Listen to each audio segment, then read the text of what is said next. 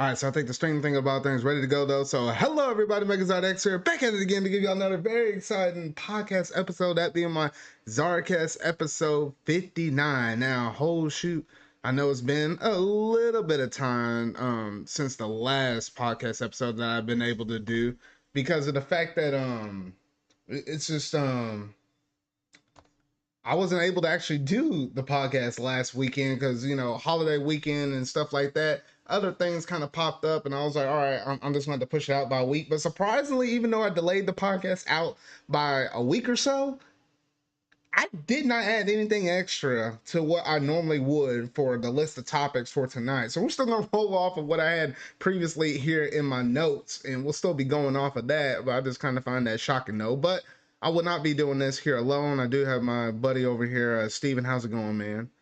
What's up? All right, man. I don't know about you, but this week right here, it was okay. It wasn't. I felt like it was somewhat a little bit busy, but not entirely. At least it's not nearly as hot because it was hot last week. Don't even get me started, Zard. I am, at work. It's crazy right now. The heat. Yeah, for me, the heat is awful right now. Oh, good gracious. Well, I don't know. Maybe it's because it was just too drastically hot last week. They were like, you know what, we're gonna catch you and give you a little bit of a break this time, because I was like, I just couldn't. I just couldn't last week. I just couldn't. Oh shoot, though. But it's tonight's gonna be a fairly simple episode because there's not too much I want to go through and talk, but just enough. We got to give her a sense on Twitter because oh shoot, that's gonna be a whole nother thing right there. Among Us apparently got a new TV show. Let's say a little few cents on that. Obviously, me being the big Marvel fan I am, I got to give my 2 cents on Secret Invasion. There's 3 episodes out, so I give you kind of like my mini review thus far. And obviously, the big highlight of the night will be the Nintendo Direct. Not just only the announcements, but what I'm kind of also thinking in terms of, the presentation as a whole, what we're thinking about the Switch's future and all that kind of extra goody stuff, though. But let's go ahead and jump up in it because there's a lot to go through. So without any further ado, let's go ahead and jump straight up into that pop culture segment.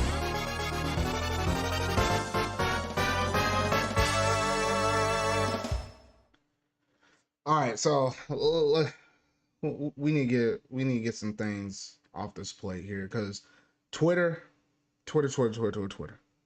Elon Musk must.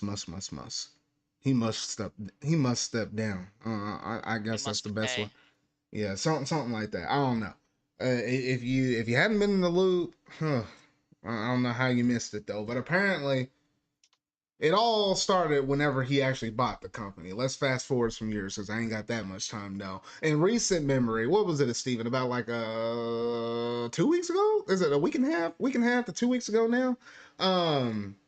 Apparently that dude said for some oddball reason, he said we're gonna have to limit the reach and amount of tweets you're able to view in one singular day. Originally, he marked it down as you can only see 600 tweets if you're unverified. It was close to like almost, what was it, Steven? 3,000 if you were verified? Something dumb like that. Or 6,000 or something. It was almost like 10 times the amount if you were verified versus unverified. Stupid.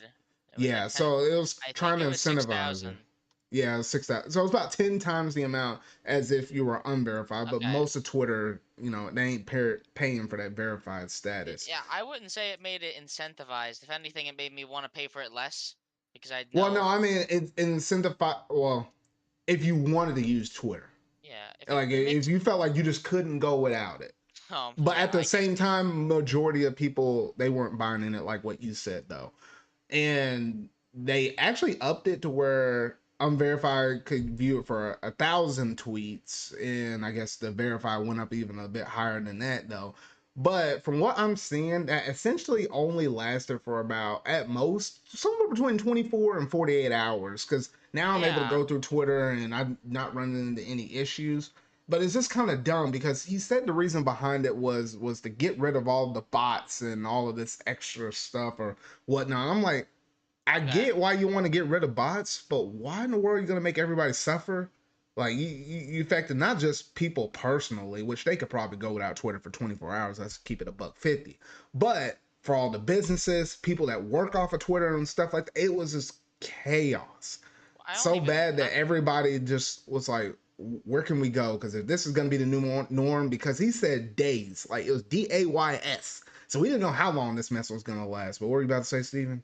I was gonna say there are people that use Twitter as a news source. They're like it's like not just stupid ass shitpost people. So like for that it was disastrous. Like people that actually use this website for good No, yeah, had and I get it that was too brutal. because even my ZardCast podcast is built off of the gaming news. I all my topics they all come straight from Twitter. This is where I get all of the gist in terms of like obviously there's something big like a Nintendo Direct, a state of play. Obviously, I already have that going in the back of my mind. But even other little things where, especially pop culture stuff, along with some of the other gaming stuff, because I follow different people to get some of this different thing.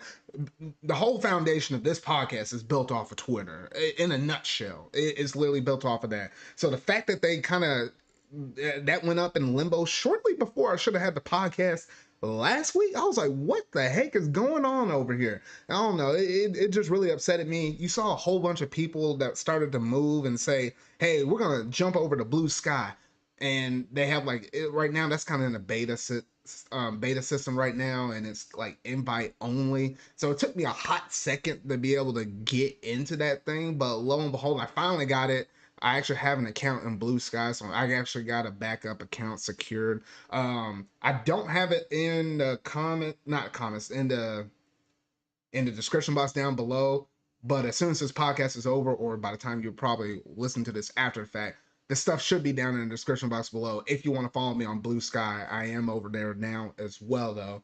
Um, but yeah, a lot of people was moving over there, and Steven, it wasn't even 3 or 4 days, not even a week later, and then Threads dropped out, which is Oh basically the people that own Facebook and Instagram. It's their version of yeah. Twitter, and I'm actually over there as well. I'll drop links down into the in the description box down below for that one though.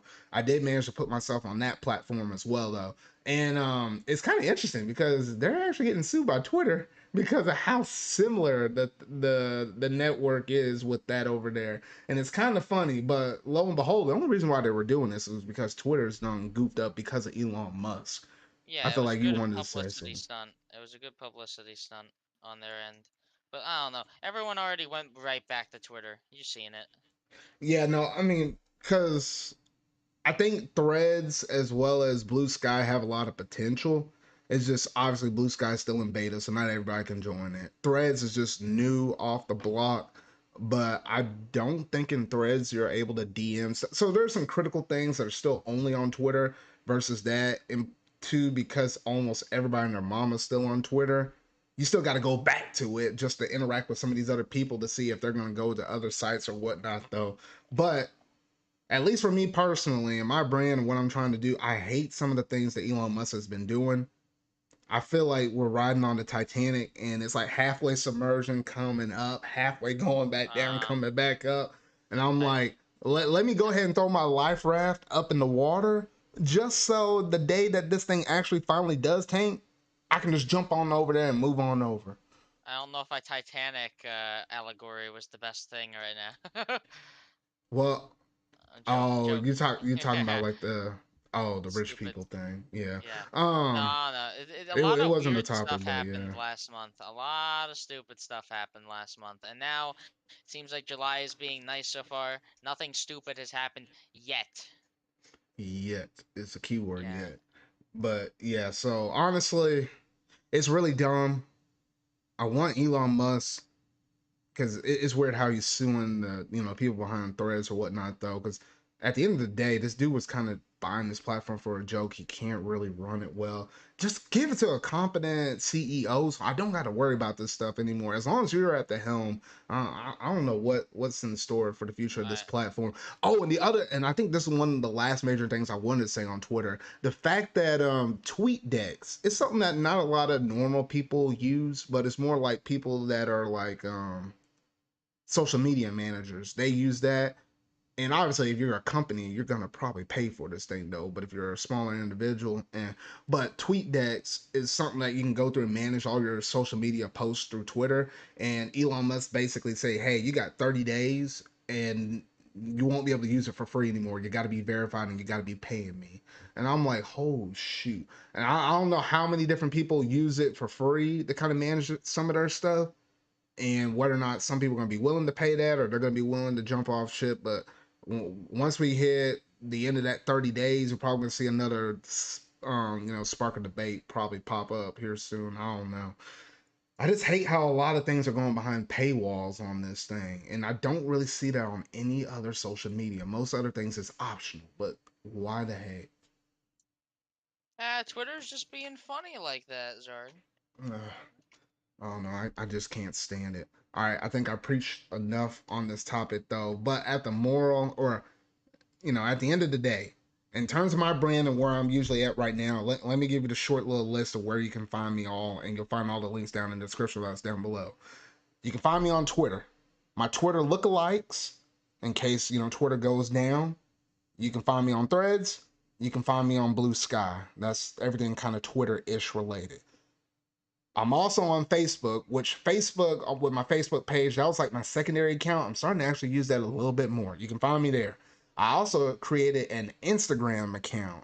So you can actually follow me there. And between all of these different things, Twitter, Threads, Blue Sky, kind of similar stuff, like I just post what my day-to-day stuff is. If I happen to drop a video, the usual stuff. On my Instagram, you're gonna get exclusive stuff with pictures in terms of like either stuff that's happening in my personal life, like if I eat like a good meal or something like that, or pictures of like amiibo or games, any kind of thing I'm talking about. You get that stuff exclusively on Instagram. Facebook is a good mixture of Twitter and the Instagram stuff and whatever else I feel like that. Because Facebook, at the end of the day, that's just like my thing community. That's the big hub for that. And then Instagram is like what I said, and the Twitter thread, Blue Sky stuff. That's all that. So that's where you can find me in terms of all the social media stuff. If you want to keep up to date on anything I'm kind of throwing out on all of those sites, though. But yeah, I think that's pretty much it on the Twitter's thing. Uh, while I threw all my stuff out there, Steven, you want to throw your Twitter stuff out there? Well, I am at twitter.com that something at Steven Jr. 1231. I'm not really doing much at the moment, but the last few days, in fact, I've been messing around with like Source Filmmaker, so I might get into the realm of 3D animation and like post stuff on Twitter about that. All right. Looking forward to that because I know you've been working on that for a while, but I I'm know, like anything, yeah, it's a learning curve. I'm doing it as we speak, Zord. Maybe I'll send you like a photo while we talk. All right, man. Well, I guess that's pretty much it in terms of the Twitter buzz stuff. Elon Musk, get your crap together, man. It's just looking pathetic on your end, man. Pathetic. All right, let's go and Yeah. roll over to the second thing I have up in here because apparently Among Us is getting an animated TV series. I wish Yeah. some of our people in our group will actually sit down and want to play Among Us again. I felt like they did a lot of changes up in the game itself, where I will actually have a pretty good fun time playing it again. I kind of do want it, want to play it and crave it, but it seems like none of our people in our circle want to though. But it's kind of crazy how this thing is getting an animated TV series. As much as been memed upon, and you've seen the memes up on Twitter and everything else like that, it's kind of crazy, but hats off to those people. I think they deserve it. I think they deserve it. Yeah, the cool like you didn't. I'm assuming you don't even know what the show is. It's being helmed by the creator of Infinity Train, apparently. So just add it before I say it. Do you know what Infinity Train is? Out of curiosity, I actually do not know.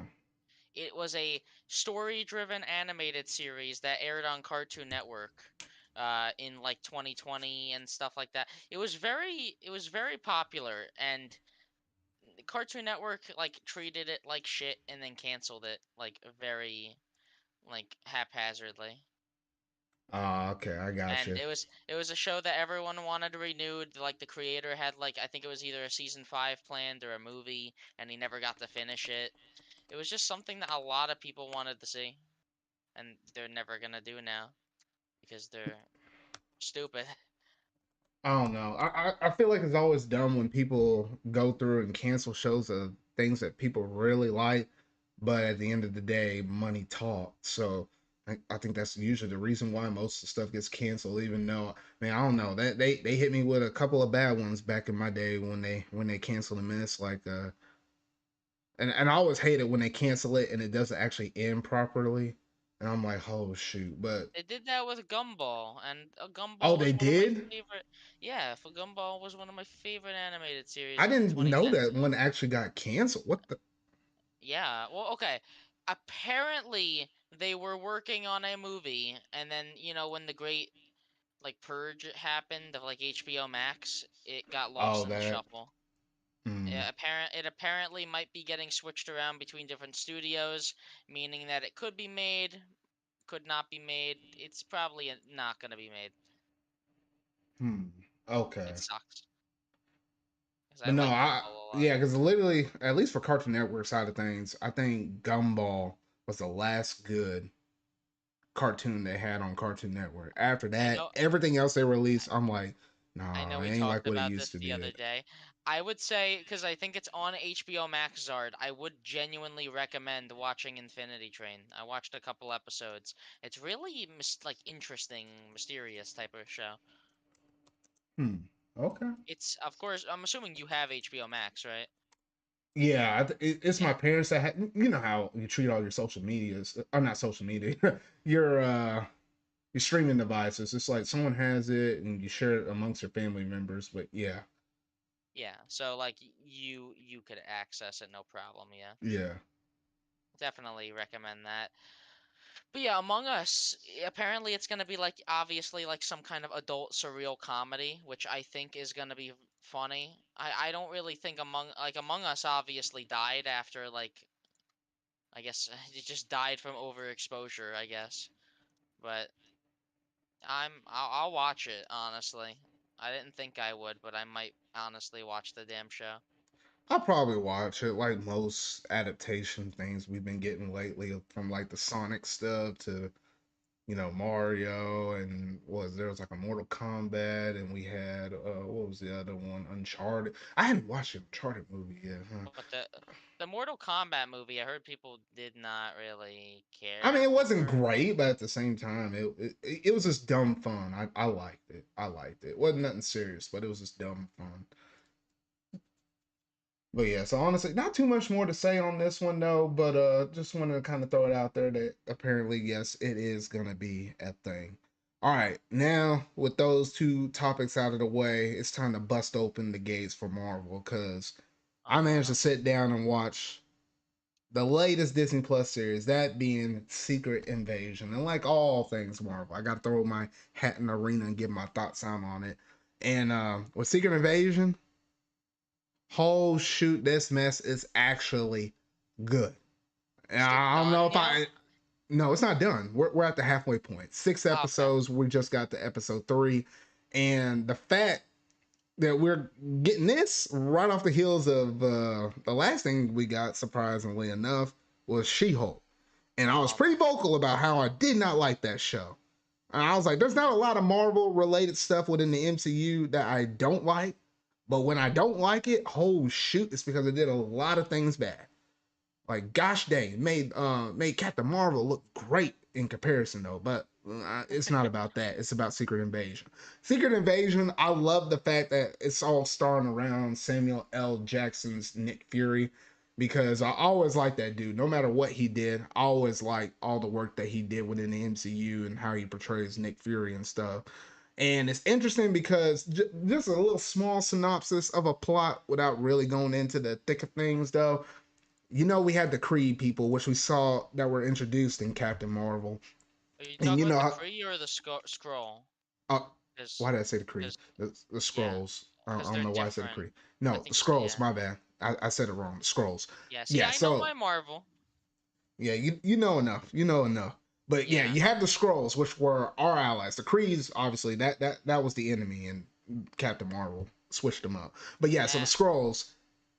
Oh, what were you about to say? I was just gonna say yeah, they were the good guys, but that was just misdirection from them, I guess. Yeah.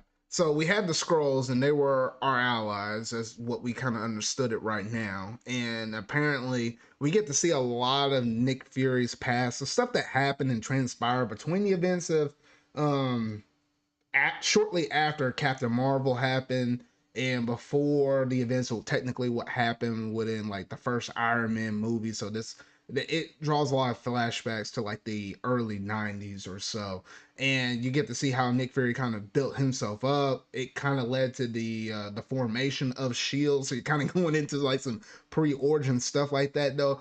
But the quick and easy synopsis at the end of the day, you have Nick Fury over here that's literally trying to stop World War III from happening. Because if you know anything about the Skrulls, you know they can shapeshift their whole face and bodies and literally look like any human on the earth, which is actually pretty, threatening from the sake of like a terrorist kind of thing. Because if you can shapeshift and look like a president and get access to nuclear codes, like that's just crazy. Well, I was yeah. just throwing one scenario out. They could do a whole bunch of other things though, but you can see how crazy that is. And at one point in the show, they were like, "Well, why don't we call the Avengers?" And it was like, if we call the Avengers in and they shapeshifted into one of them, and for some reason they were able to copy one of their powers, it'll be, you'll be amplifying the issue. Like we got to do this in a pretty grounded level. So Oh you yeah, have they can amplify. Oh, they can take powers or like replicate powers, right? Yeah, That's what it and that's was. something they were working on in the show, and we hadn't fully got to see how that was all going to play out though. But yeah, that is a threat. So Nick recognized that so early on. He was like, "No, I got to handle this issue myself." So yeah, he has this small little task force, and the big motto is trust nobody but yourself. Really, that's all you can really do because you never know who you're really talking to. So yeah, so if you like shows such as your Captain Americas or whatnot, though, it feels very similar to those kind of movies. That your Winter Soldiers and whatnot, though, it feels very akin to that. So it's kind of ground level base, traditional Marvel at the end of the day, which that's what I love, Finally. especially considering coming off of what we previously got within like the last Disney Plus show. It's very welcome. It's very welcome. So I think it's really good. I think it's really solid thus far. We got 3 more episodes out, so we have half the series out right now. I think the first couple episodes were like almost 50-ish something minutes long. The most recent one I think was like 40 something. But yeah, so that's where we're at right now. I feel like we're getting close to the rise in action, and it's really heating up right now. It's really heating up. Really good stuff. But I think that's pretty much it in terms of what I could probably say on that, unless Steven, you wanted to say something or ask a question or something.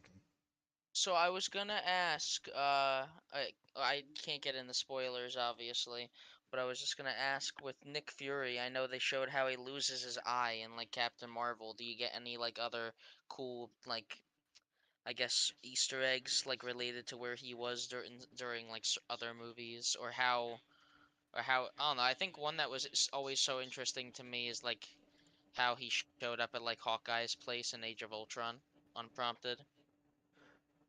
I think the only thing that really said, which is kind of common knowledge based upon the other movies, is literally after the events of Avengers Endgame, we understood that he basically went off the grid, right? And he Yeah. went up into his space station up in space that's kind of like hovering around Earth, and that's literally where he's been all this time. Remind you, we thought we saw him in what was it in Spider-Man: Far Away from Home.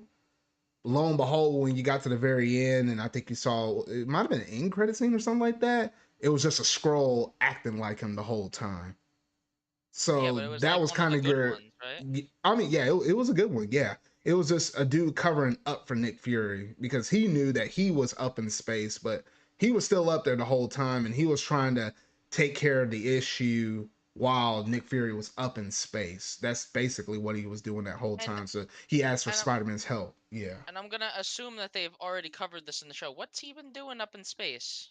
Fighting this Now war or that whatever, now or that is not 100% explained yet. We don't because know I the think reason why because he wanted to be up in space doing what he is. I he imagine it's something with some kind of threat or trying to or because of the fall of Shield that happened after the events of Winter Soldier, maybe he's kind of monitoring stuff up there that we just don't know the full all of the information or something like that. It might get explained hopefully in this series, but we don't know as of now. Yeah, because one thing that was always so weird to me is that in Spider-Man Far From Home's post credits, you see him up in space, and like, what is it? Like, is it Sword? What's the company, or is it Saber? It's like something. Is like the whatever it is. It's Like, something I can't. and they've been yeah, and they've been teasing that for 4 years now. It's been, and I'm like, I kind of just I don't know. I don't really But care enough about the MCU anymore, but it'd be nice to find out what that is or what But that's I about. think, well, technically, and this is going into some of the previews. Basically, Steven, I think we'll get our answer within either this series right now, which we got 3 more episodes, Or the or Marvels. slash, yeah, the Marvels. Because remember, Is he in what was it? that? Nick Fury was up in space. If you look at one of the trailers, he was up in space where Captain Rambo was assisting him at first, and then they Oh, was swapped he? places with Miss Marvel. Yeah, and he I was up in guess. space. So I guess that. between the movie or the series, we'll figure it out our answer between the two or the combination of them. I guess that confirms he doesn't die yet. So I guess that's good to know. I wasn't expecting the man to die, but yeah. I could have seen it. Like Not in the Disney Plus show. No, I feel like if they pull that mess, they're doing that in the movies. well, yeah, like I'm just saying like what I expect from them nowadays because Yeah. they've been putting a lot of important stuff in the Disney Plus shows nowadays. hmm So yeah, so that was I think that's pretty much all my thoughts on this show right here. Obviously, what was it? It's not going to be in yeah, it's probably not going to be in the next podcast episode, but it'll probably be 2 podcast episodes from now where the whole series will be done and concluded, and then I can kind of give you my overall concluding thoughts or what I thought about the show and kind of rank it with some of the other shows and Marvel projects we've been having thus far up until this point though. But yeah, some good stuff right now. I still highly recommend it. Like if you're kind of on the fence about potentially watching it, whether or not you think it's going to be good or not, I still recommend say go out and watch it because it's just so good. It's just that good, man. I'm always looking forward to Wednesdays when this mess is dropping though. But yeah, so that's pretty much it in terms of most of the pop culture segments I have lined up for tonight. So now let's go ahead and jump up into the thick of things and onward to the game news. So without any further ado, let's go ahead and hop right up in this mess.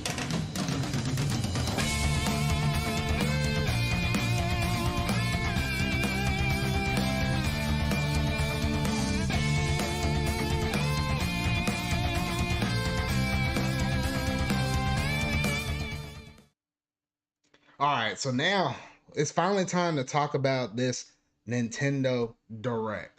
And there was a lot of great things that were showcased off in this Nintendo Direct.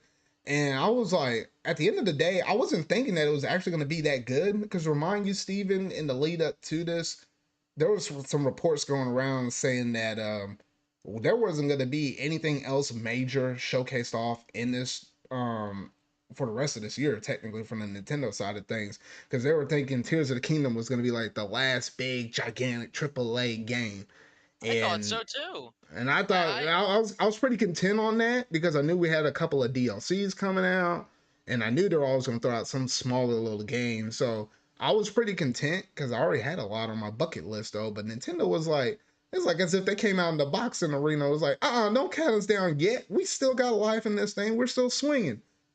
And I feel like that was the major message with this direct as a whole was don't count the switch out yet. We still got stuff. We still need to serve out from the kitchen. We already cooked it. We just need to serve it. also, yeah, yeah, of course, like they just want to listen. The fact that they confirmed games for 2024 as well, Zard. Like they wouldn't announce a Peach game now for 2024 unless they planned on keeping the Switch around. So expect the Switch for at least another year and a half. I'd say at least a year because we don't have a release date for that stupid Peach game. No, yeah. I think yeah that will happen and I don't know. I think the next system will have backwards compatibility with Switch, so they can keep releasing stuff and be fine. Because that's the problem with the 3DS, you know what I mean, Zard? Where every game that came out on 3DS after the Switch was out, people were just like, why is this not on Switch? Every single time it happened. I don't know if you remember.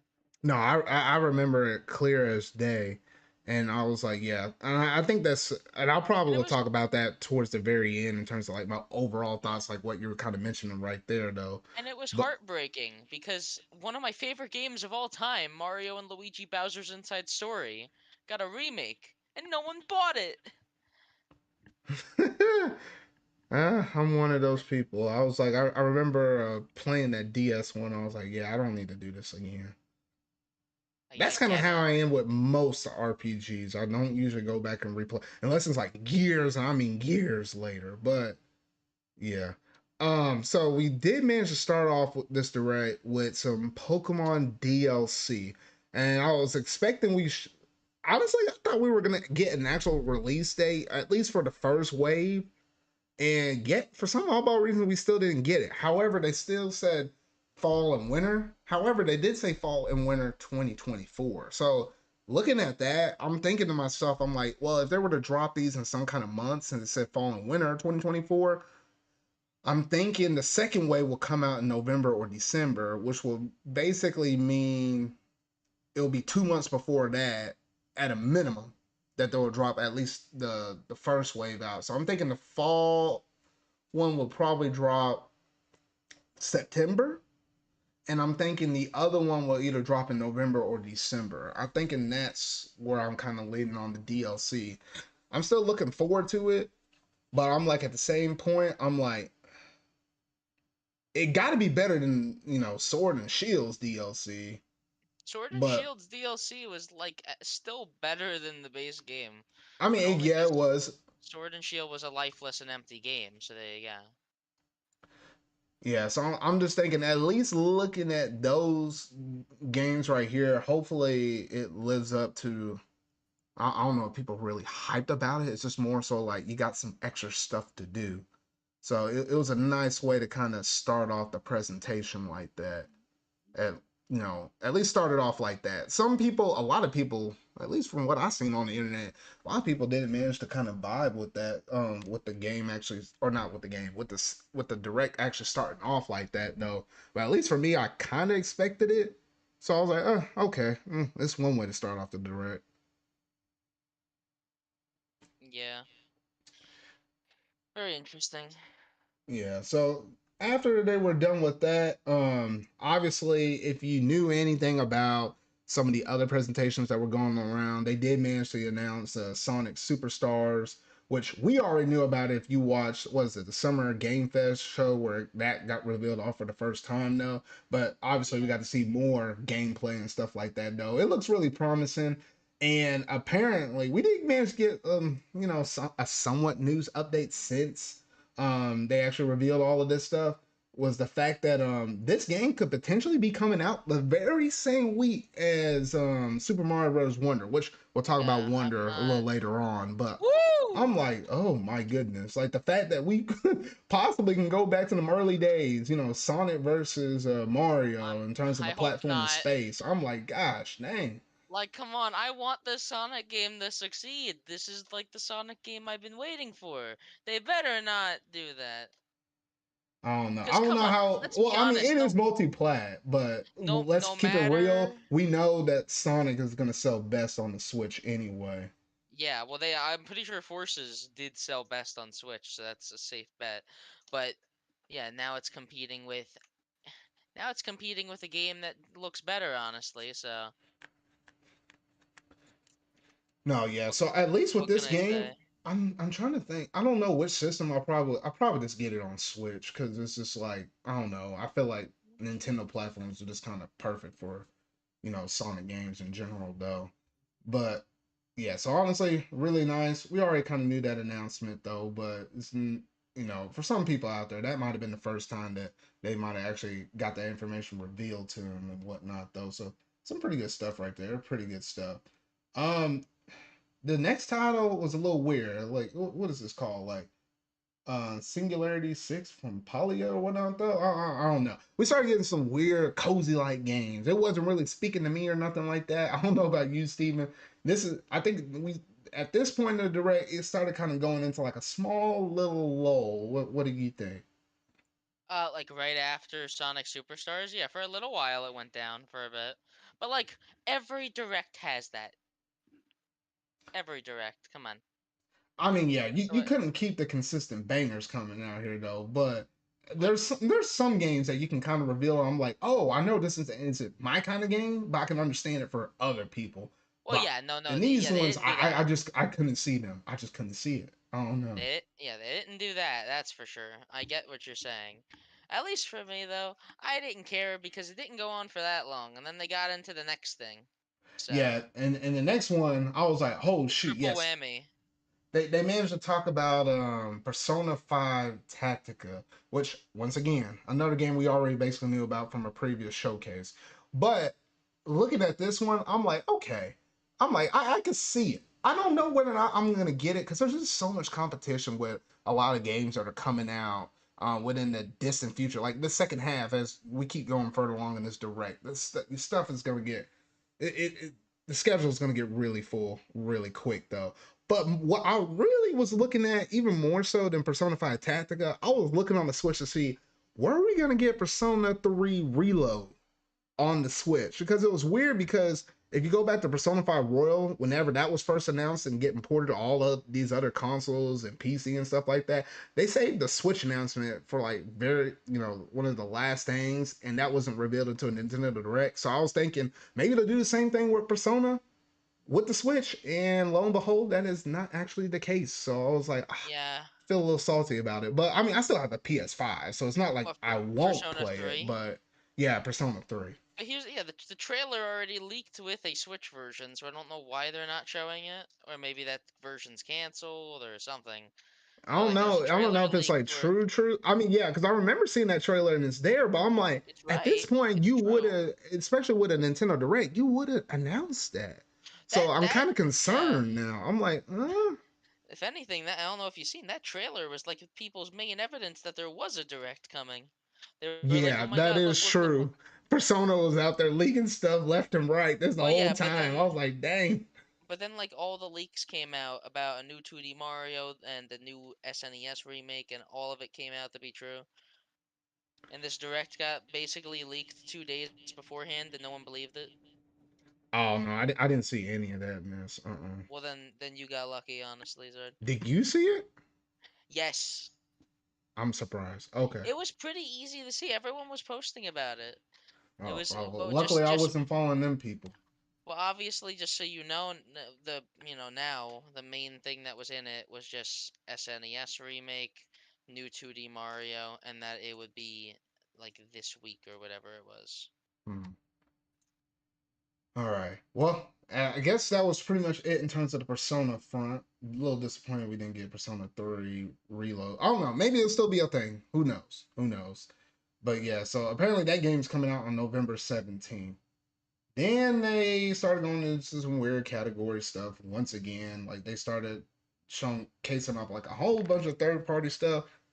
Some things I could rarely even remember the name for, even when I'm looking at it right now for y'all that's watching this podcast on the YouTube side of things. Like I'm literally looking at this mess right now.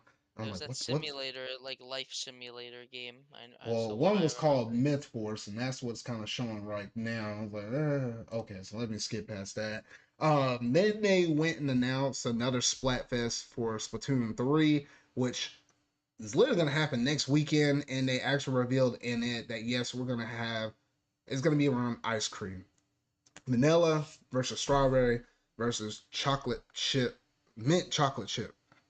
Why on earth did they not choose chocolate? I don't know. Maybe they didn't choose chocolate because we literally had a Splatfest that was just based purely around chocolate. I don't know. I That's don't get it. 100% the reason. I don't get it. But they should have done it. But it's a little weird. But I don't know. I felt like that could have been a Twitter drop. I don't think that necessarily needed to be here. I don't, I don't, But I don't okay. care that it was there. Yeah, like I it's. don't know.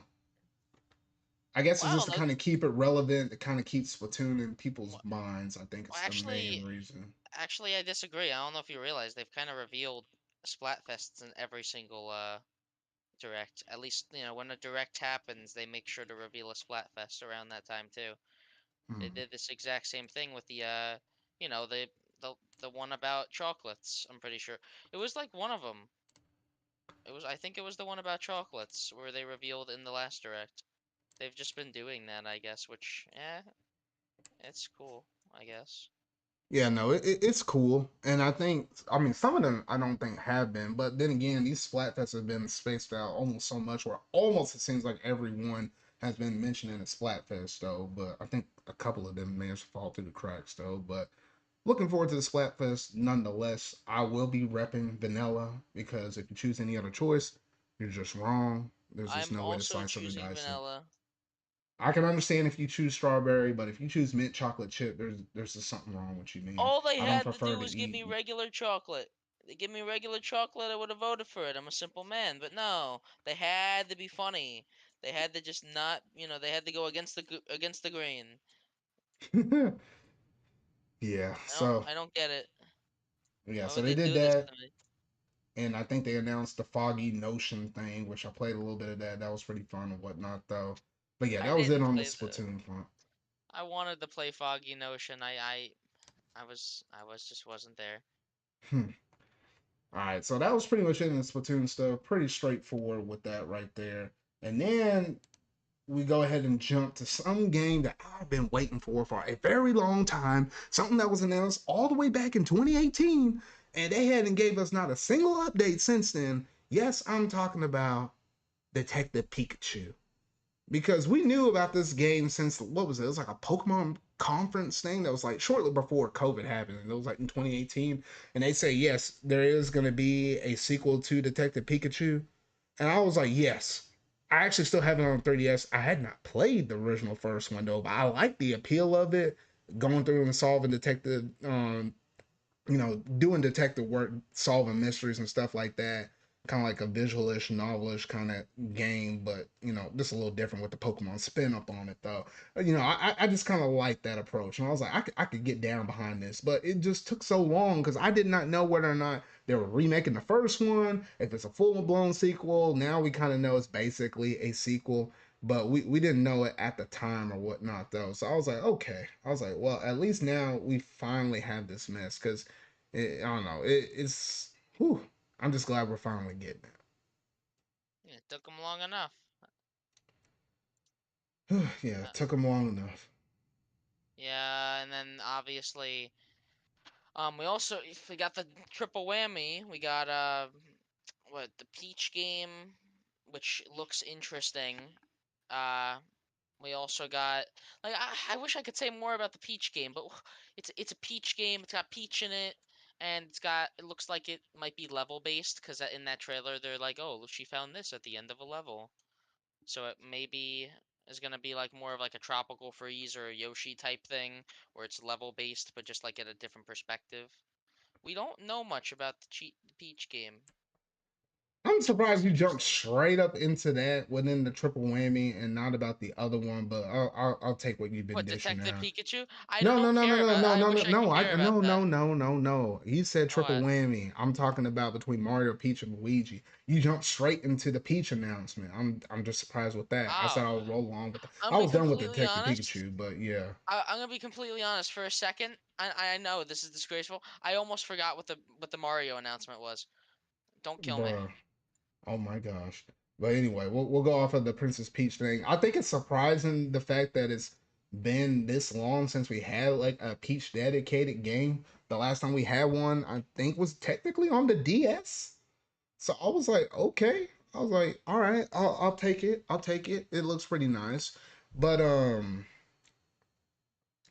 honestly, I'm just kind of generally shocked. I'm more shocked about the fact that they announced this thing for what was it? They said it was in early development right now, and honestly, they could have waited, and they could announce this thing at like the September direct if they wanted to, but they were like, "No, let's just go ahead and announce this thing right here." So I'm like, "Oh, okay, okay." I was like, "All right." And then while we're talking about the short announcement stuff, Same similar story with Luigi's Mansion Dark Moon. We're getting basically HD remaster of that game, and they That's said a that lot game's more in random. development.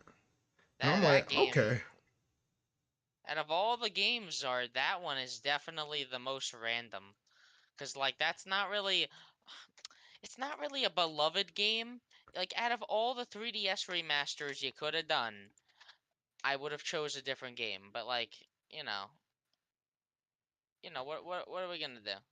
yeah, I mean, there's some other ones on my bucket list. If they were talking about 3DS stuff coming over, I would have loved to have like a Kid Icarus Uprising port. Like, I'll be there day Yeah, one, $60, $70. It don't matter. I'll pay that mess because it'll be really nice. Even Sakurai, in one of his videos for his YouTube channel, he said, "Oh, it'll be nice to actually have that, brought up the modern platforms and be remastered and have like actual good controls with it or whatnot." yeah. Though, The thing is, I don't think he'd say that if it was coming. Sadly.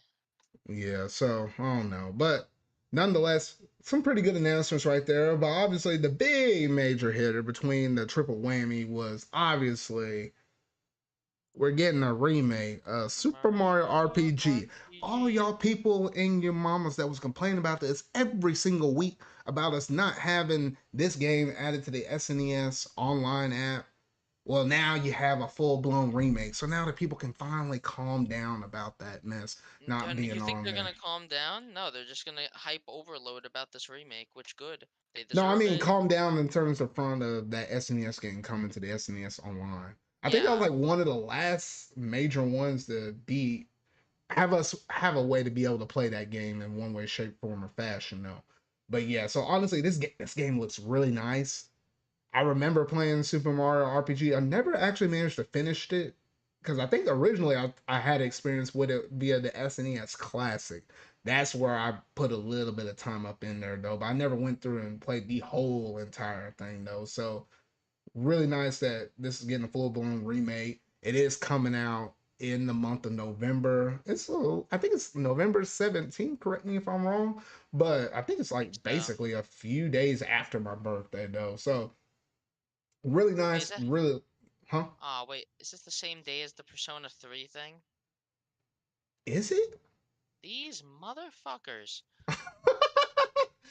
I think it is. I think it is. I'm telling you, man, they're really stacking up all these releases between the first parties and Yeah. all these other third party things Give me though. a But break. no, yeah, like yeah, we ain't giving you no breaks in the year of 2023 though. But honestly, I love the visual style of it, the art style. They're staying really faithful and true to the original games. Like you see how Mario's proportioned like that, as well as He's so Peach and small. Bowser and Gino and whatever the Cloud dude's name is. I don't Mallow. remember his Mallow. Um, both of them they look normal. They look normal, obviously. But when you look at the other ones, it's like, oh, okay, you can obviously tell. Well, I they were love seeing made the to fit that. reactions. I love Yeah, seeing the reactions. Yeah. they were made to fit that style. If they didn't look normal, I'd be concerned. They Hmm. look no, not even just normal. Gino and Mallow look amazing, especially Gino.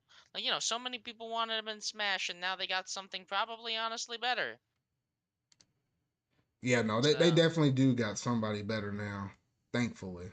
well, not somebody better, but like, people wanted him in Smash, and they just wanted representation for their favorite game. And there you go. Now you get probably the best possible thing you could get for a classic game nowadays.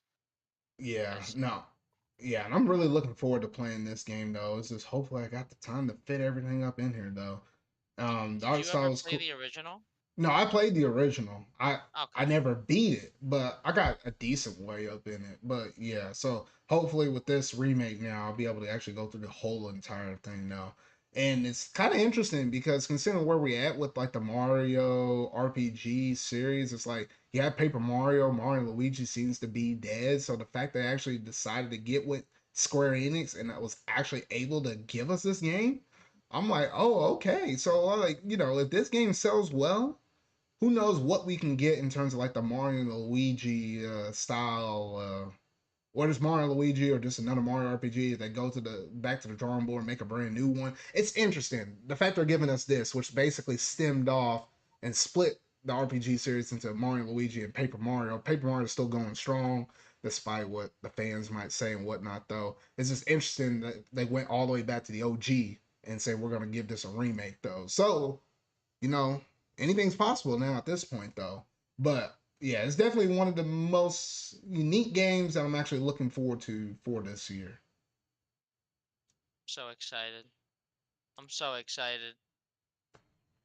Is it is beyond it is beyond comprehension how excited I am for this game.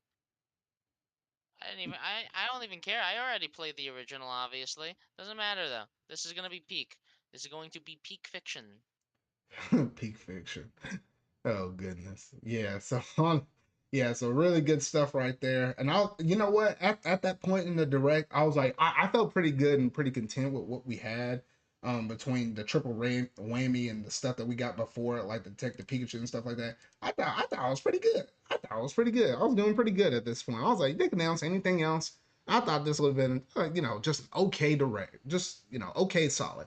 Then they come out with Batman, the Arkham trilogy. I was like, oh shoot. Because I really wanted to Yeah. play these Batman games. They're real, they talk, everybody in the mall likes to talk about these games and how well they're done. And I was kind of close to almost getting them on the Wii U right before, the Wii U 3DS eShop closure thing happened. Kind of glad I didn't, because now all these games are coming over to the Nintendo Switch. Unfortunately, if you want to get this physically, I heard only the first game in the series is actually on the cartridge. You have to download everything else. But when I looked at the Yeah. Steam file sizes of these games, they're actually really big. So I don't think they ever were going to be able to kind of squeeze all that mess on the cartridge for all three of them to begin with. But I guess that is what it is, though. Yeah. So yeah, so really great announcement right there. Those Batman games coming over to the Switch because I'm always willing to go down to Arkham City to do some exploring. Oh, that's Arkham Gotham City. Why did I say Arkham Yeah. City? Gotham Because City. one of the games is called Arkham City, Okay, yeah, probably. I think that's the reason why though. But yeah, so really good stuff right there. And you get some weird old announcements with some things that honestly look like mobile games. Like what is it, Gloomhaven? And like I don't know, get out of here with that. I don't know what the heck that is. Obviously you had Just Dance 2024. Not much more with that. Obviously I can't play that music or whatnot though. I ain't gonna do that because you get copyrighted crazily on that. Then you get some. What was this one right here? Uh, mm, Kingdom of Stolen Words, something. I don't know, some kind of anime weeaboo stuff from XC Games. It's not really Anime like that. weeaboo stuff. It's not really like that. But I don't know. We Are got we another calling game. it? Yeah, are we calling it anime weeaboo now? It started off with a cutscene like that. I was just poking and making fun or something like that. Yeah, whatever. All right, and then let's see what else we had up on here. Oh, let those sparks fly. Oh no, yeah, we had a little more extra little stuff right here. Oh, I think we went into like a little mini sizzle reel. I think. Speaking of Sparks, Mario plus Rabbids Sparks of Hope had its DLC shadow dropped. I think that was somewhere here. Oh yeah, here we go. Yeah, that was at the very end of the sizzle reel right here. Yeah, so they did manage to drop that DLC for it though, and I was like, oh, okay, that's pretty nice for the Mario Rabbit fans out there. Because isn't there supposed to be two waves of DLC for that game, or is it just really one? No, there's one more. Oh, there's one more. That's story So it's related. three total. So there was a tower, like a gauntlet boss rush type of bonus mode, like a challenge mode basically.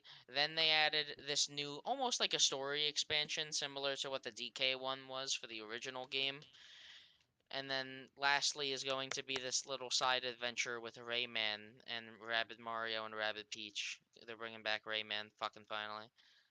Man, that man could have stayed dead, but I digress. No, I what do you digress. mean? Rayman We don't need Legends is Rain one of the Man best and his 2D. swinging hands and Have you swinging played Rayman shoes and no Legends arm.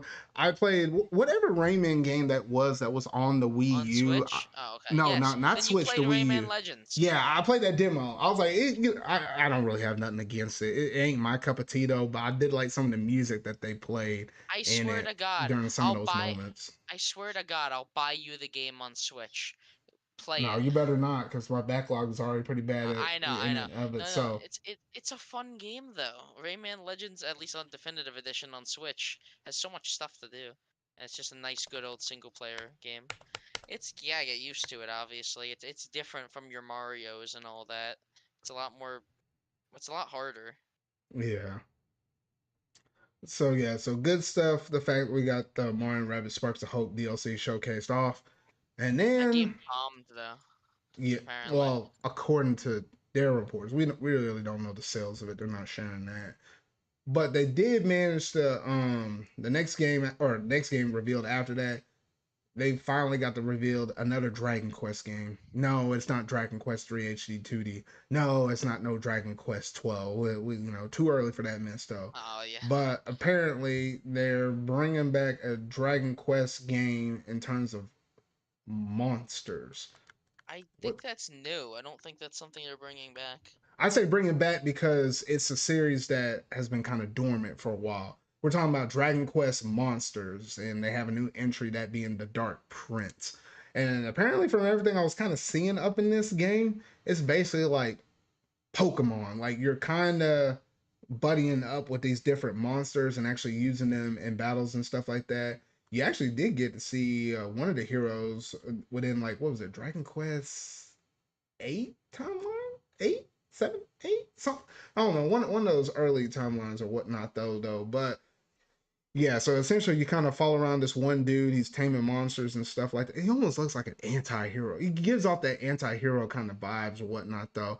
I know Sonic Q is our resident Dragon Quest dude, but that game is coming out on December 1st. So it looks kind of interesting. Nothing Yeah. bad or wrong about that. It looks kind of cool. But yeah, so that was pretty much it with that. And then we jump into one of the major highlights of the show, that being Pikmin 4. I was about to say one of the other numbers, but yes, Oh Pikmin 4. hell We yeah. fought, we got a good representation of everything that was going to be kind of showcased off of this game. It was kind of like their last kind of pitch for them to sell, or not sell, yeah, sell this game to everybody that's kind of watching this direct at the moment, though. Um, I really like what they kind of showcase off. Yes, you're able to actually go and create your own Pikmin avatar. I like to call them my Pixona, as like what I like to say though. The little demo, or not demo, but the little presentation they managed to showcase off, it was almost roughly about, oh, ooh, how long was this thing? It started off at like the 20, almost at the 25-minute marker, and I think it almost lasted. It was about a solid 4 to 5 minutes, I think, is how long they managed to showcase this thing off, though. I think one of the cool, interesting things that they managed to showcase off of this direct is, yes, there is going to be an underground section, and the fact that you're also able to go out at night, which I think is going to provide for some interesting strategy and stuff like that. It was really nice. I'm still looking at the angle that they actually showcasing off this game. The fact that it's kind of not like more like top down like what it was in Pikmin 1, so to say, but it's kind of like closer to the ground. So it's like you actually have to do some really good exploring to kind of get a good feeling of the area where you're kind of at, though. However, the big kicker, at least with this presentation, was there is a demo out right now where you can carry your save progression over. I do have Steven here. He has managed to play through the demo. So I'll let him go ahead and take it from here. Okay, so Pikmin 4 is very good. There you go. That's not no. Um, Pikmin 4, at least the demo, is about 3 hours long for your first playthrough. And if you go back through it and you know what you're doing, probably 2 hours. But one of the best things about this demo, Zard, is that they've made a demo that is real highly replayable, honestly. To where basically, Zard, the way that they structure this is that they let you go through the first area, and after you collect a certain amount of treasures and end the day, it will end the demo. So you could like play the demo multiple times and just explore different caves and get different treasures every single time. But people have found a way to 100% the demo by waiting till the last day to do everything all at once. And you got to be really good to do it. Hmm. Wait, Like so how many basically, days do they give you within the they actual it's game? an well, this game, it's not like Pikmin 1 where it's a limited amount of days. You have as many days as you want, but you just have to Oh, collect the okay. certain amount of tools. It's been like that since Pikmin 2. Pikmin 3 kind of had something similar. Pikmin 3, you have to collect the adventure items you can buy. It's a different type of Pikmin game. You also have more like kind of like side quests that open up once you save castaways. Like you save like uh crashed ship members and stuff like that. I don't want to say too much, but like there it's definitely the most ambitious Pikmin game, probably, and it brings back the best of kind of it's like a greatest hits of the mechanics of all of the games. It's got like it's got some of my favorite level design so far in the series, just with the first area, how it's laid out. It's also got really good Pikmin AI, which they were a little jank in 1 and 2. When you go from those on Switch to Pikmin 4 demo, it's crazy how much smarter they are. And then you also have caves from Pikmin 2, which are a divisive mechanic, but they've made them better. And then Hmm. Pikmin 3, obviously with the gorgeous visuals, it takes like my favorite things from every single game. And also like the areas are well designed, but they're not too big. So it doesn't really feel overwhelming at all. It feels like you could manage things perfectly fine. It's definitely I think it's gonna be the easiest Pikmin game just from the demo, but I'm gonna like it a lot. All right, And all right. also you explore like a house in this one, or like close to a house, and it kind of gives a lot of unique things. Like they even show in the trailer one of the treasures you collect is a Game Boy Advance SP. No, yeah, I remember seeing that up on the what was it in the direct itself? They actually Yeah. showcased that all. There's So so yeah, so at there's least from what I'm hearing from you, a lot of good stuff. If we were to go any further along with whatever you have to say, we'd probably the give away at least a good chunk of it though. But at least that gives you a kind of idea what to expect in the demo. And I kind of like how they gave it the Square Enix approach, where it's like, hey, your save progression will carry over into the main game. I haven't played the demo yet because at least with me, when you're able to carry your progression over, I don't want to play those too far out in advance because then I lose the, I might forget some things or forget how certain things control, yada yada. If it was super story heavily focused or something like that, I'll forget most of that stuff, and then when I come back in, it throws me out of whack. So I like to play it within like a week before the game comes out. So I just flow that over right into the actual release though. But yeah, so yeah, honestly, some really good stuff. We'll probably more than likely talk about this again next podcast episode because by then it'll be the launch weekend of Pikmin 4. So we'll probably have a lot more stuff to actually say about it in terms of like our short little impressions of what we kind of think the game is thus far, though. But I think that's pretty much it in terms of the Pikmin 4 related stuff, though. However, it wasn't all in terms of what Pikmin had to offer because yes, they did manage to announce that we are getting a port of Pikmin 1 as well as a port of Pikmin 2. And I was like, hey, yo, I was like, that's really good. So now you technically can buy and play Pikmin 1, 2, 3, and 4 all on the Switch. It's actually really nice and really convenient. yeah, it's And nice. apparently those games they actually all shadow drop for us. So you're actually able to play 1 and 2 right now. 4 you should be able to play in almost about a little less than a couple of weeks now, and obviously you already have access to 3 though. But if you do want to buy Pikmin 1 and 2 physically, that is going to be an option. It's just going to be available a little later on in the fall where you're going to be able to actually pick those games up. No pun intended. But yeah, so that's pretty much it in terms of all of the Pikmin related announcements. Now, oh, we get into some good third party stuff. We aren't talking about this old cheap, weeaboo, weird stuff that look like mobile games. No, we're talking about some Metal Gear Solid, which technically, yes, we already knew about this thanks to the Sony's PlayStation showcase way back when. But this actually got the showcase off with the Metal Gear Solid little collection, they actually managed to showcase off the actual gameplay footage and all this stuff, and all the extra little doodads and stuff you got up in there. You even get like the additional like an NES version up in there, the NES games and stuff like that. Even getting some of those like visual novel or it's not technically visual novel, it's like digital, yeah, digital graphic novel.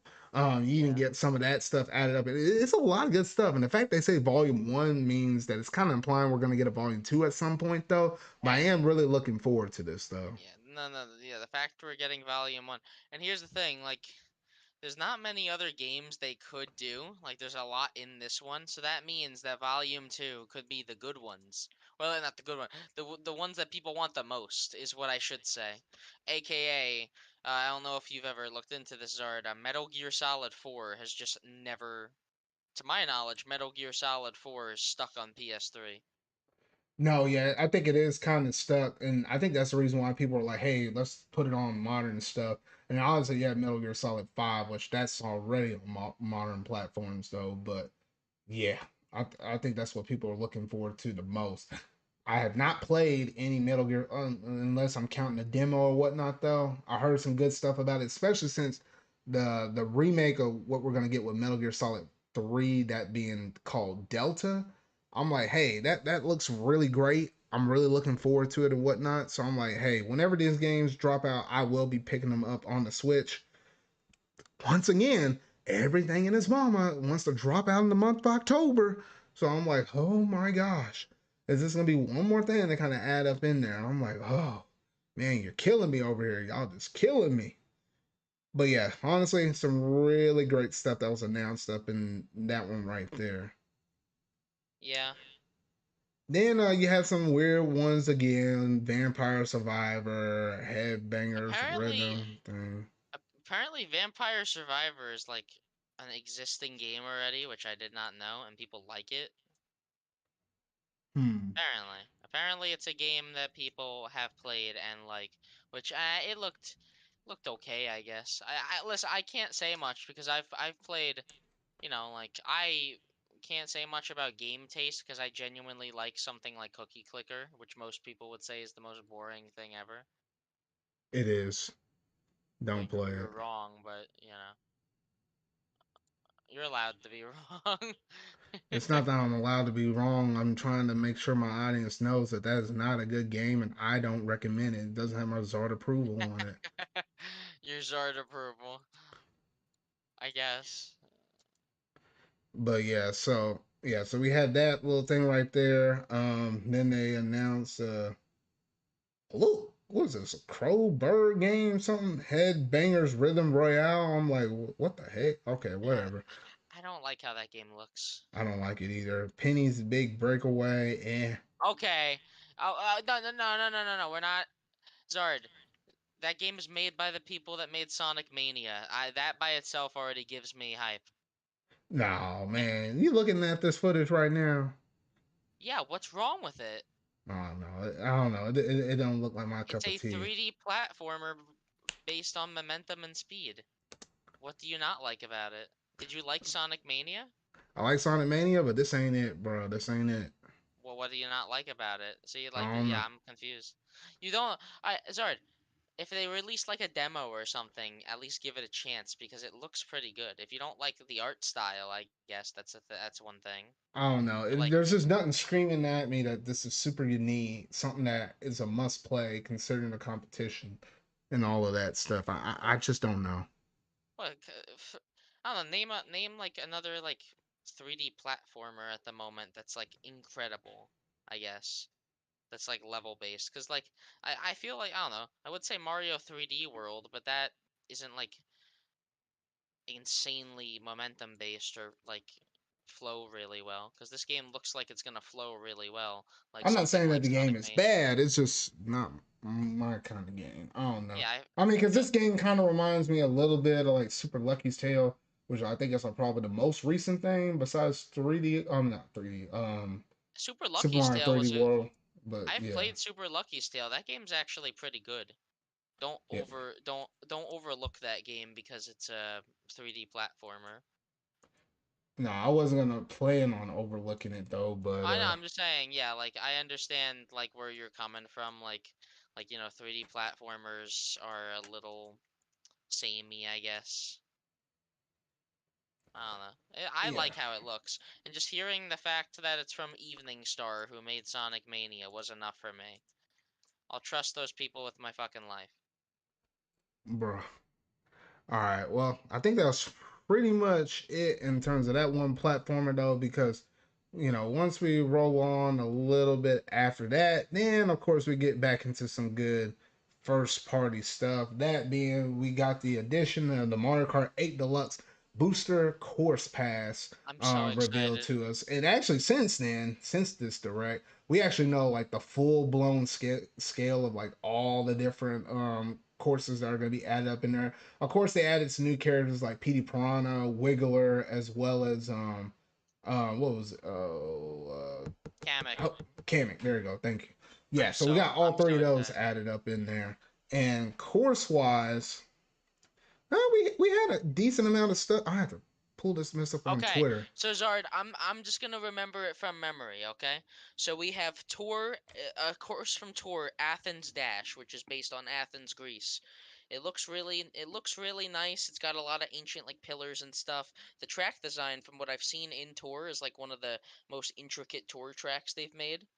Next one we have is GameCube Daisy Cruiser. That's a classic. I don't want to even hear you say anything negative about that No, one. no, no, no, no, no. I actually like Right. that one. Next one we have is Wii Koopa Cape, which apparently it's based off of the 3DS version, which people like slightly less, but it's still Koopa Cape, still gonna be great, and the music's still gonna be it's still gonna be slapping. Solid Wii And then course. and then lastly in that cup, I think we have the new course, Squeaky Clean, Cleaky. Is it Squeaky Clean Sprintway or Squeaky Clean Speedway? It's one of the two, but it's like a course based off of like a giant bathroom. It kind of reminds me of like Ribbon Road from like the DLC for base Mario Kart 8, where that one took place in like a giant kids room. It Oh looks yeah, like no, they're gonna actually, do yeah. a Now lot that you of mention that, yeah, similar vibes. Yeah, you're right. Yeah, it looks like a really like fun track to race on, which we got to see more of it obviously, but this is another one from Tour, but I say it's from Tour, but it's not even known if it's coming to Tour yet or not, but it's definitely made with Tour in mind because of like It the might have been made with Tor in mind, but the fact that it released yeah, here, we're gonna know it as known same being same attached to A situation Deluxe. same situation as Yoshi's Island, which came to Tour like a month later. Yoshi's Island, the ice cream All right, one, and I yeah. thought there was one more, but yeah. Yeah, next cup we have Vancouver Velocity from Tour. My God, that course is so good. The music is good. The visuals are good. It's like a snow level at night. It's like Vancouver's. It's snow. It's got like hockey rink that you could drive through and a bunch of other stuff. It's gonna be a good one. Next one, I think there's another from Tour. Los Angeles Laps. It's good. It's like a nice summer. No, it's nice summer vibes for that track. You kind of go across like the LA dock, like the docks and the beaches, and then you kind of stop by like the sports fields. I'm assuming that you haven't seen any of these courses from Tour, so I'm trying to explain them best I can. I mean, I saw the trailer for. I know what they all look like. Well, yeah, Yeah, but like, once you're mentioning the yeah, names, yeah. yeah, and then this one I'm so excited, Zara. Moonview Highway for Mario Kart Wii. These motherfuckers, they know how to get me excited. They they got Moonview Highway in, which is one of my favorites from Wii, but it's also like one of the more like less talked about, underrated ones from Wii. So it's just nice to see it return. And then the last course is a GBA Sunset Wilds, which if you don't remember, this is the course where through over time it kind of turns the sunset and like turns nighttime I always love the as you play GBA on it. courses because literally, when you look at the GBA courses and you look at the OG GBA course, it's literally just like a brand new course. I mean, yes, you got like some general thing going on though, but let's keep it a buck 50. They're basically new courses. So I was like, I always love the way how those ones are and the way how they play and stuff. They're just really nice. I always love the GBA ones. Yeah. And I like how consistently we've been getting GBA ones. I've been really liking it though. So yeah, so Oh honestly, yeah. some really good stuff from 8 Deluxe and its DLC courses right Yeah. now. The release date is set to come out this upcoming Wednesday. So at least with me and my plans, if I can squeeze it in, because that's usually the day I like to watch my Secret Invasion stuff, either on that Wednesday, Thursday, or Friday at the latest, I probably will try to stream. I'll probably try to stream that game with me going through it and playing through the DLC stuff. Because last time, usually we have a pretty good habit of going through, and at least even if it's just us playing it on kind of close to its release date when we get all that stuff though. The last DLC wave we got, for some odd reason, y'all weren't up to playing that until like way after the fact. I don't know what was Okay, up with y'all, but oh so shoot. Zard, all I'm gonna say is that I was playing it. Um, when the day that the DLC came out, I had a very tragic loss. Oh, okay. Well, that would explain you. I don't know about everybody else. I think Well, now no, it's kind of ringing some okay. bells. You've heard me talk about it, but I had a very tragic loss happen on that day, and that night, just trying to like, not think about it. I was playing it with like Sonic and Yoshi, so like we did play it a little bit, and I've gone Hmm. back to play it. Just the other day, I was gonna play Mario Kart with you, but like, well, it was yesterday, but something happened. I'm always up to play Mario Kart. It's honestly a game. It's Mario Kart 8 Deluxe is like a game I have a lot of fun playing. No, yeah, And it's always every you're always in for a good solid yeah, time. and every time they add new content to this game, it gets more and more worth the price. Yeah, Cause, so cause I'm expecting, cause last time we got like custom items. So I think what if we get like a new? It'd be cool if we get some kind of new like mode. Well, not mode, but like new quality of life thing in this hmm, update. Cause they've yeah. been doing that, but we'll see. Yeah, so honestly, really good stuff right here. So that's pretty much it in terms of the DLC stuff for Wave 5. So technically at the point where we're at right now, we only got one more wave left, and I imagine that's gonna be around the holiday time ish. So the next time we'll kind of get like a sneak peek of what that could possibly be. Probably wouldn't be into the September direct. So it'll be So I some got a point bit of a after that. I'm thinking it's gonna be hopefully not in the month of October because there's too much stuff coming out in October. Please do not drop this DLC out in October. I beg and I plead with y'all. I Holy don't think shoot. it I don't think it will drop in October. But Zard, I do have a bit of a funny story about the DLC. So basically if you didn't know, whenever the first wave dropped, there was like a big leak where like people found in the files like exactly what games were gonna get how many tracks and stuff like And you that. better not say a single one of these because I don't want any of my viewers getting I'm spoiled. not I'm not saying anything. I'm just saying that people basically what happened. No, I'm kind of saying something against it. So basically, Zard, it was supposed to be that after that there was supposed to be a track in Wave 6 that was going to be like the final track from Mario Kart Wii, but instead they've now like there was supposed to be no course from like there was supposed to be only one course from Wii in this wave of DLC, Koopa Cape, but Moonview Highway came out of nowhere and was announced. So people are like really confused because they were trying to predict what courses would be coming out. So Hmm. now Moonview Highway comes in and throws everyone's predictions like into the drain. And it's just really funny because I'm kind of in that community and they're like freaking out like what the hell? Because so far this like leak that happened has been right about everything. But Hmm. now Wave 6, like of the DLC, we're going into in the dark. Like nothing is known leak wise about it. Well, that's good. I always like surprises. I don't like to kind of Yeah. know my stuff out too far out in advance. But Yeah. The only thing we know for sure is that any course that comes to tour after this point will be in the game, hmm. which isn't really it's not really a leak. They've just been adding every single track from tour. I think it's kind of just a given at this point. No, yeah, it makes sense. Which I don't know if you've been keeping up on which tracks are in tour, but they just Not announced really. another I one. just been kind They of paying attention once they've been put in the eight deluxe. yeah, That's when I like they care. like they just announced another one the other day. It's like based off of like it's apparently based off of like a beta course from Mario Kart DS, or at least that's what people were saying. Hmm. It's weird. Yeah. But I guess that's pretty much it in terms of the eight deluxe stuff. Keep an eye out on my social media accounts. If I do happen to stream that DLC within the upcoming week, I will, and we should have a pretty good time with it though.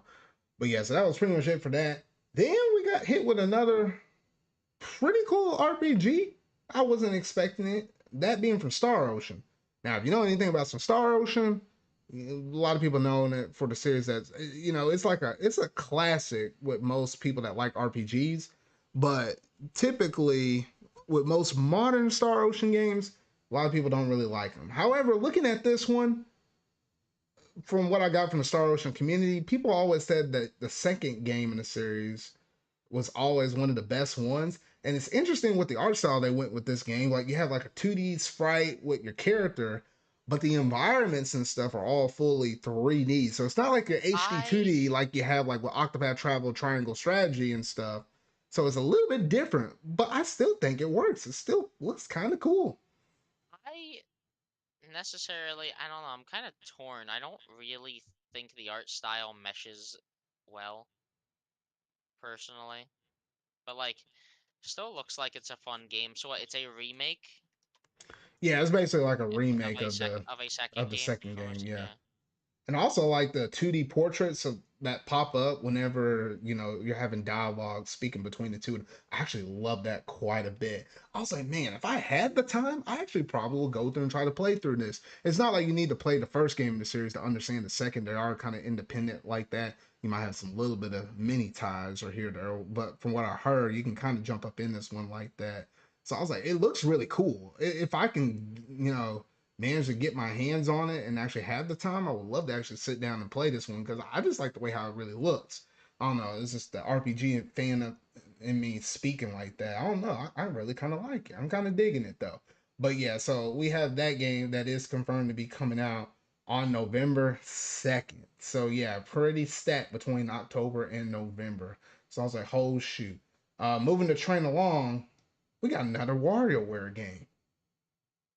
And I'm like, oh, okay, that's pretty nice. I wasn't expecting to have another WarioWare game, but I was like, I was like, all right, I'll take it. I'll take it. You got any thoughts on this one? It's a spirit. Apparently, in Japan, it's a lot more than this, but at least in the U.S., if you didn't know, this is apparently going to be a spiritual successor, like spiritual successor slash sequel to Smooth Moves on the Wii. Okay, I said that wrong. So Zard, let me explain. So in Japan, the original WarioWare Smooth Moves was called like I don't know, it was like called something in Japan, and this one is now called like Super Dancing. It's like it was like Dancing with Wario, and now this one is like called Super Dancing with Wario. So it's basically a sequel to the WarioWare on Wii. Hmm. It's weird. Spiritual successor, sequel, whatever you call it. At least in Japan, at least in the America, it's not called the same thing. It's weird. But Yeah, no, I guess with it looks localizing fun. and stuff, yeah. People are saying it looks more like classic WarioWare, and I wouldn't know the difference honestly. I've only played like Get It Together, the new one.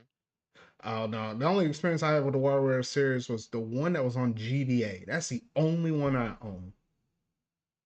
And I was like, I thought it was okay. It wasn't super great or nothing like that. But that's the most experience I had with WarioWare. I wish they would come out and make like another like a Wario laying game or something like that. Do something else with Wario besides just the WarioWares. But I don't know. It's just fun if you can get a cool group of people to play these micro mini games with each other. You can have a fun time. I ain't denying that. I just kind of wish we got some other stuff within the Wario franchise though. But nonetheless, pretty nice little announcement that was revealed right here though. So we do have this game coming out, and it's actually scheduled to be dropping and releasing on November 3rd. So yeah, so we got a lot of stuff in Oh, October and November. yeah. Man, even Thank even the dude over there thank shaking, bro. thank God we don't have like some kind of Pokemon release. Well, we do have the DLCs, and Yeah, those can but take up at like least at least not well. I say we that's say like not a Pokemon release, but technically you do have Detective Pikachu, but that was coming out in. Oh shoot! I need to correction. rewind. I need to rewind Correction. looking that one. We don't We don't have a October good 6th. Pokemon release coming. We don't have a good Pokemon Hey, release coming. no, no, no, no, no. I won't deal with this slander with some Detective Pikachu up in here, bro. It might The not be your cup of tea, game, but don't say it's bad. no. The graphics in this new one, like how it looks, it does not look good.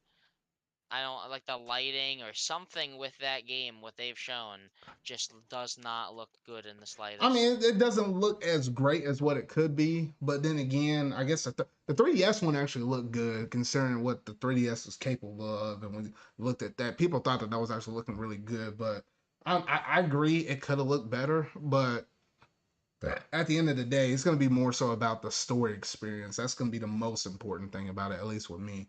But I won't dilly dally on that one too much though. But yeah, that was pretty much it in terms of the WarioWare stuff. They talked about some things with the Nintendo Live that's supposed to be happening sometime. I think it was like roughly around the fall or whatnot though. Then it wasn't necessarily game related or whatnot though, but they did manage to announce some things coming with some not DL I was about to say DLC. Some things coming for Legend of Zelda Tears of the Kingdom. Great game. I did manage to finish it. A crazy ending right there. But they did announce that yes, there is going to be some amiibo coming for Ganondorf as well as the Zelda. And I was like, it's about time. I really did Right? want some amiibo for those two. Now, are you gonna be getting these, Steven, or no? The amiibo, I might. The Zelda one looks really good. Yeah, they both look really great. I am looking for it. I will be getting both of them. I will be getting both. And then finally, we get to that one more thing at the very end. I did not know exactly what we were probably gonna get as that one more additional thing, but lo and behold, when the thing opened up and I saw a little flower and it zoomed out and I saw Mario, I was like, "What the?" I'm like, oh, they done did it. Yes, we got a brand new 2D Mario. I And I have a was lot to honestly say about thinking, this. and I was honestly thinking we weren't gonna get another 2D Mario game considering how deep we are within the Nintendo Switch's life. And I was thinking this would be something that you kind of start off like if the 3D Mario game wasn't gonna be ready near the launch of the next system, you could easily throw this 2D Mario out within like the first 2 years of launch and it would have been great. But the See, fact that's that the they thing. dropped this thing out at almost the tail end of the Switch's life, I'm like, See, who the that heck said that there wasn't going to be any major hitters for the rest of 2023? Because see this speaks to the casual audience and this is going to sell gangbusters. Go Yeah, so ahead. Zard, yeah, I was just gonna say, at least for me, I still, like, for a while, I have not liked the misconception or, like, the popular opinion that 2D Mario is just a time waster until 3D Mario comes out.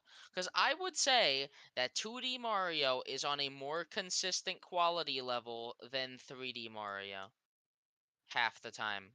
Like, yeah, 3D Mario is usually more like unique and inventive. Like, even like a game that has like its problems, like Sunshine is still a great game.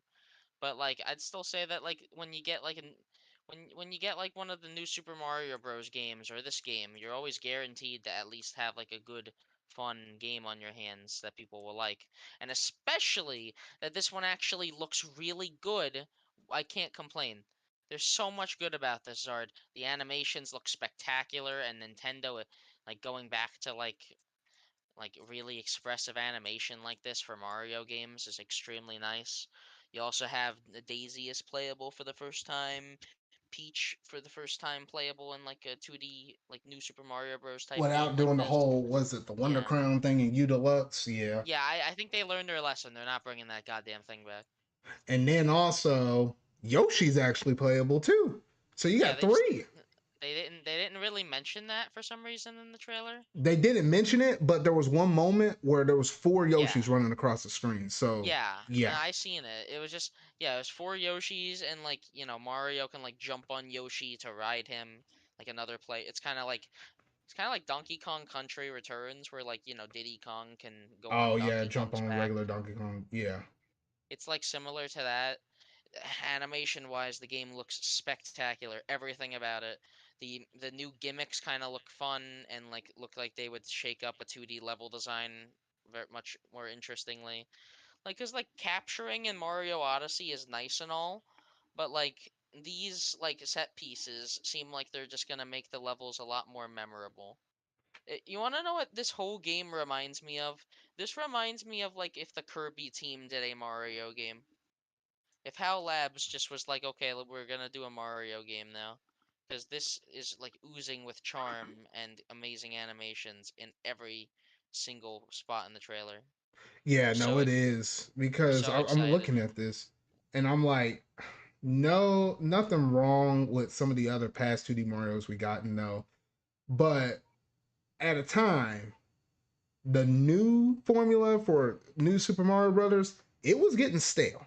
I ain't gonna lie, it was getting stale because we had New Super Mario Bros. On DS and New Super Mario Bros. On Wii. I thought those two games were great because DS, it was like the new era of Super Mario Brothers, and the fact we got it portably, it was great. Love the multiplayer aspects and stuff like you were able to do on the side and stuff like that.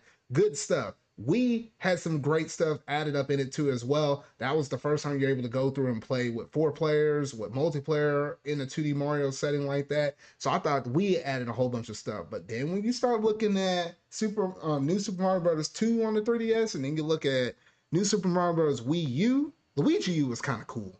But the Wii U one, and then they ported the Wii U one for Wii U Deluxe on the Switch. Between those 3 games, it felt like 2D Mario was getting a little stagnant. And I was like, they do another one like that, I might not actually have bought it. But when they showed off Super Mario Bros. Wonder, I was like, thank goodness this is a brand new era of 2D Mario. Because when you look at 2D Mario, you can look at Super Mario Bros. OG. You can look at 2. You can look at Super Mario Bros. 3. It's still a cult classic to this day. You can look at Super Mario Bros. World. All of those things had different art styles, offered completely different things. Super Mario Brothers, the original, was the iconic GOAT that set everything up. You can look at Super Mario Bros. 3, the one that first introduced the world map. Super Mario Bros. World, you got that classic jingle of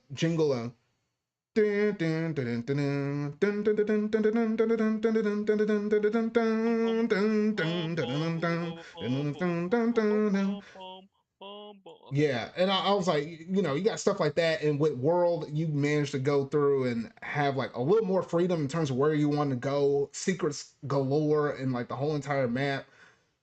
Everything offers something brand new to the scale, even including DS and Wii, because they managed to, offer a whole new era though. But with those later entries in the new series, it just got stagnated. But with Wonder and the fact that you got these Wonder flowers that's going to completely change the environments around, the fact you're not seeing 2D Mario running straight, he's kind of angled at like a 2.5D. He's a lot more expressive and stuff like that. Hats flying off, reaching into the pipe, pulling it back. I mean, there's just a lot of And things in this one that I'm not like, even just okay. that.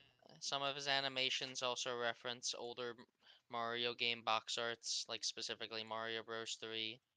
You even got Like, grinding on rails, like Sonic level stuff, but with Mario. I'm like, oh shoot. Because I mentioned this, I think in some of my past videos, I was like, hey, you gotta do something unique with the Mario Brothers formula to like the level like a Donkey Kong Country. Because Donkey Kong Country games are always unique.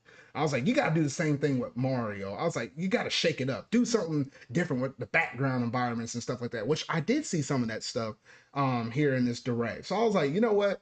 This is checking off a lot of boxes for me. I was like, great. When is the release date? Stay in October. I was like, oh shoot. And not just on October, on the same exact release date as Spider-Man 2. I'm like, yeah, what in the heck is going on over here? I was like, oh, I was looking towards Spider-Man 2 for like the past 2 years. So unfortunately, I might be playing that game first, then coming back and playing Super Mario Bros. Wonder because Spider-Man 2 I can get spoiled in on some stuff. Wonder not necessarily. yeah, you're It gonna wouldn't get be as spoiled at critical, but yeah, have fun getting spoiled. Oh my God, Zard, don't worry. Spoilers. Bowser's the bad guy. Yeah, like well, fucking, yeah. you'll be fine. But yeah, so honestly, some really great stuff, and that was yes, the very last announcement for the Nintendo Direct. So honestly, some really good stuff showcased off in this thing, and at least with the whole tone of this, I was like, you know what, Nintendo ain't done yet. At least for not another year and a half. I'll kind of allude to this a little bit though, but I do have a video that's dropping now on this upcoming Friday, which will kind of go into my thoughts on the Nintendo Direct and what could be like a secret meaning, hidden message that was kind of showcased off and revealed in this Direct. But that's all I'll basically say. I won't allude to it any more so though. But yeah, I was like, good gracious, this is a great Direct. I think it kind of speaks greatly in terms of the volume of what we might potentially get for the Nintendo Switch in its future. And that's kind of all I would leave it as right now, though. But honestly, if you were to give this direct a letter grade, Steven, what would you give it? I'd give this one a 9. I'd say this is one of the best directs we've had in a while. Had a lot of stuff that appealed to me. I don't know. The only No, I said letter slight grade, not negative. number. You said Oh, 9. yeah. Okay, no, yeah. My favorite letter, 9. No, an A. An A? Okay. No A plus, but I'm giving this a solid A because of how much everything in this direct appealed to me. Honestly. Yeah, because I would say if I had to give it a letter grade, I'm thinking, for me personally, it was a solid B. It was great. You had things like Mario Wonder. You had things like the Super Mario RPG thing being remade and stuff. I finally got my Detective Pikachu game. Obviously, there were some games I already kind of knew about third party wise with Sonic and as well as Metal Gear Solid, but got the brand new announcement of the Arkham trilogy coming to the Switch. So there's a lot of games that kind of spoke to me, but I think it was only missing like one more major first. Oh, and then obviously we had the Pikmin and all that Pikmin stuff though. But there was only one more game that could have really spoke to me that probably would have brought it from the B range up to the A. If they would have gave me like a brand new Fire Emblem, I know we're not gonna get another Xenoblade or something like that, but something else like that, or if they said they were remastering Kid Icarus or something like that, if they had one more thing that I would have been like kind of hyped to the moon for, that would have rose it up to the A level. But B is nothing to scoff at neither. So that's kind of where I stood with this direct. Yeah, and also you gotta also hype responsibly, knowing that they never really have that many exciting announcements in one direct. It's No, yeah, usually they know how to distribute their stuff, which I credit them towards that too. yeah, they've definitely learned from the Wii U era, because they realized, wait, we have to have games. What? No, yeah, so yeah, that is true. So I think that's pretty much it in terms of all the announcements and stuff that was kind of showcased off within the Nintendo Direct like that. So honestly, some really good stuff, and I thought the presentation was solid. With that presentation coming out now, we finally had the state of play. We finally had Summer Game Fest. We finally had the Xbox and Bethesda showcase, as well as the Nintendo Direct, and as well as some of those other little presentations in between those. So we're pretty good. The month of June is past us now, thank goodness. And for because I was like, it's always something to take and digest all of these different games and be able to appreciate all the stuff that's here to come because I'm literally looking at the month of October and now we literally have Sonic Superstars that could be coming out on a Tuesday, mid October. On the On a Friday, Tuesday. there's a day that is going to be quite, or not possibly, it's actually confirmed to have the Spider-Man 2 and Super Mario Bros. Wonder come out. And I think it's like literally on that following week, on that Tuesday, Wednesday, then you have art what was it? The Metal Gear Solid collection and whatnot though. In that first early part of November, you have the Mario not Mario. You have the golly, the WarioWare game, and then like mid-November, a few days after my birthday, you got Super Mario RPG. But then I also remember in September, another game I wanted to kind of look towards was what was it? The Starfield that comes out in like mid September ish. But then in October, I remember that Detective Pikachu is coming out. And I'm like, oh shoot. I was like, there's just too much stuff coming out once you get to September onward. It's just bang, bang, bang, bang, bang. It's gonna be honestly really hard to keep up. And I didn't even mention about some of these other games I got in the back of my mind. Well, that's not even counting in where you're gonna slot in the DLC for Mario Kart, which Well, inevitably is gonna okay. get its wave six at some point. I didn't talk Yeah. about exactly where we're gonna get the Pokemon DLCs for what. couple of months that those are going to get in. I didn't bring into the fact that Sonic Frontiers is supposed to have another DLC drop sometime that, and based upon previous past history, Splatoon 3 is very likely once the game gets a year old in September, they might announce that hey, we're going to have the new DLC drop for that game, and that could come out in some point in this later half of the year. Yeah, Between all the I DLCs and between all these brand new releases and remasters and stuff like that, there's just a lot going on right now. It's just too oh, much. it's not too much. Trust me, can't No, be it too is. much. It is. It is. I remember back in my day when you got a game that came out, games might have came out like on month to month basis, but either people didn't have the money or slash you were a kid back then.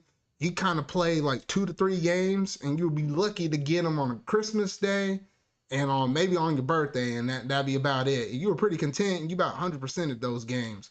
Nowadays, we're kind of spoiled. We play one game, move immediately to the next game because stuff is like on Game Pass or PlayStation Plus, or you're able to get like all these other older retro games and these subscription based services and new games and Yeah, different pricing structures, whether it's budgets or triple A's, battle pass and a indies, battle and all that pass and stuff, another and battle then pass and a ongoing battle live pass. service stuff. People spoil nowadays. It was much more simpler back then, but Oh, you I you digress. damn you are damn right that people are spoiled nowadays. You are Ugh. absolutely right, Zard. But yeah, so all right, I'm done preaching on that right now though. So yeah, so a lot of great stuff for a lot of games to come. That's gonna mean quite a bit of live streams for me, a lot more topics on a lot more videos I can make down in the future and all that great stuff though. But shoot, that's gonna about do it in terms of all the gaming news and stuff like that. I'm honestly debating. Shoot, this was a pretty fat podcast. I would do so about that show or slash what we've been playing, but I feel like the show's been kind of running long enough, so I'll probably will save those segments for next time because it's always on once we come off of the month of June.